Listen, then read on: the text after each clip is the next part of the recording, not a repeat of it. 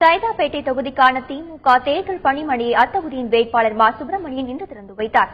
இதனைத் தொடர்ந்து அந்த பகுதியில் பிரச்சாரம் மேற்கொண்டு பொதுமக்களிடம் வாக்கு சேகரித்த அவர் திமுக தேர்தல் அறிக்கைக்கு மக்களிடம் வரவேற்பு உள்ளதாகவும் அதிமுக ஆட்சியில் சைதாப்பேட்டை தொகுதியில் எந்தவித வளர்ச்சிப் பணிகளும் மேற்கொள்ளப்படவில்லை என்றும் தெரிவித்துள்ளார்.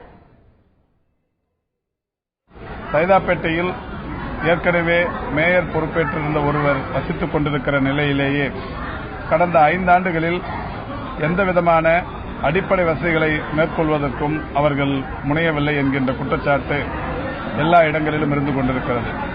கடந்த திமுக நிர்வாகங்களின் போது சைதாப்பேட்டையில் சர்தார் பட்டேல் சாலையில் ஒரு மேம்பாலம், பஜார் சாலையில் ஒரு சுரங்கப்பாதை, ஜோன்ஸ் சாலையில் ஒரு சுரங்கப்பாதை, ஆலந்தூர் சாலை ஆட்டுத்தொட்டி அருகே ஒரு மேம்பாலம் ஆகியவைகள் எல்லாம் திமுக நிர்வாகங்களின் போது கட்டித்தரப்பட்டது. ஆனால் கடந்த 5 ஆண்டுகளில் மாநகராட்சி நிர்வாகத்தின் சார்பில் ஒரு சிறிய பணி கூட நடைபெறவில்லை.